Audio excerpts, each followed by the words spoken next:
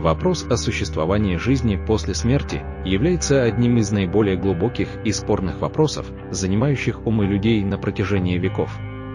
Отношение к нему зависит от мировоззрения, религиозных убеждений и философской позиции каждого человека.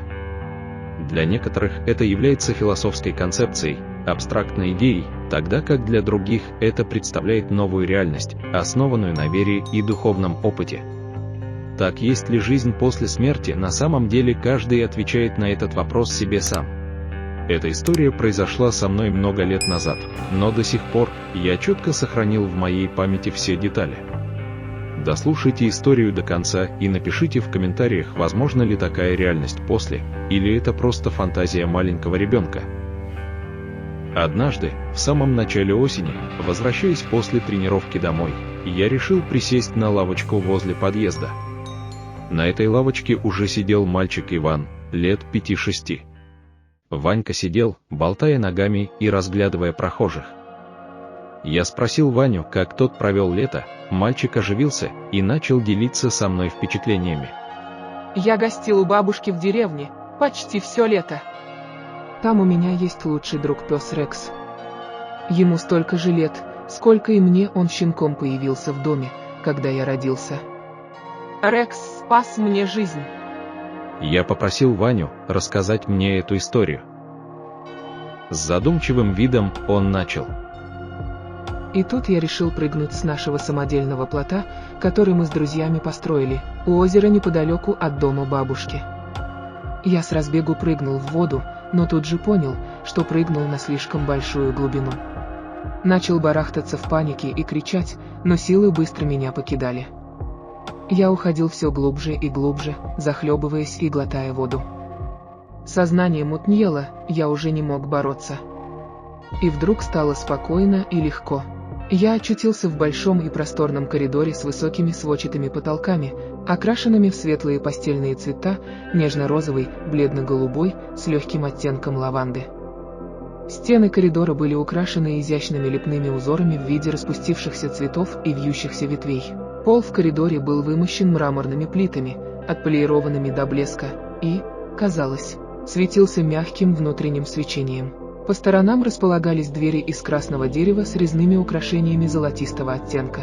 Они с непонятной периодичностью легко и без шума открывались, и из них выходили люди в белых одеждах. Их лиц я не видел, как ни старался посмотреть. В конце этого роскошного коридора виднелся яркий, но при этом мягкий и даже немного размытый свет, словно от дневного солнца сквозь белоснежные шторы. Люди шли вперед к свету и скрывались в нем. Я медленно пошел за ними. Дойдя до конца коридора и пройдя сквозь свет, я ступил на что-то мягкое и теплое. Это был песок. Подняв голову и посмотрев перед собой, я увидел красивую пустыню. Пустыня представала в виде бескрайних золотистых барханов, мягко переливающихся в лучах яркого солнца. Легкий теплый ветерок порывами наносил на гребни дюн тонкую пыль. Вдали зеленел оазис с густыми зарослями тропических растений, усыпанных яркими цветами. В кронах пальм перекликались редкие экзотические птицы с красочным оперением. Посередине бил синий родник, его воды журчали по камням, собираясь в небольшой прозрачный водоем, окруженный пышными зелеными зарослями. От выхода из длинного коридора, через пески пустыни, тянулась вереница людей в легких белых одеяниях наподобие римских тог. Они стояли друг за другом, терпеливо ожидая своей очереди приблизиться к оазису. Теперь я видел их отчетливо. На их лицах светились умиротворение и счастье. Казалось, эти люди преисполнены надежды на что-то прекрасное, ожидающее их впереди у этого оазиса посреди золотых песков. Я сильно-сильно хотел пить и сделал несколько шагов вперед. И тут мне навстречу вышел старец. Это был пожилой мужчина с длинной, слегка волнистой снежно-белой бородой. Его лицо выражало доброту и мудрость. Глаза, окруженные лучиками морщин, светились теплом и состраданием. Оказавшись рядом, старец ласково посмотрел на меня сверху вниз, он аккуратно взял меня за руку и развернул обратно к выходу. Старец шел не спеша, давая возможность мне следовать за ним.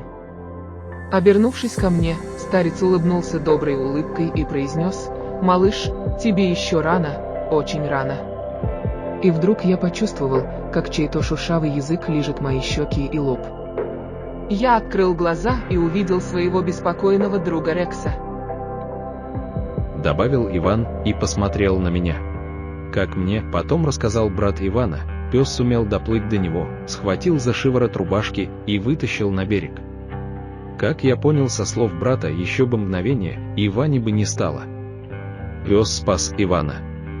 Вот такую историю рассказал мне мальчик Иван.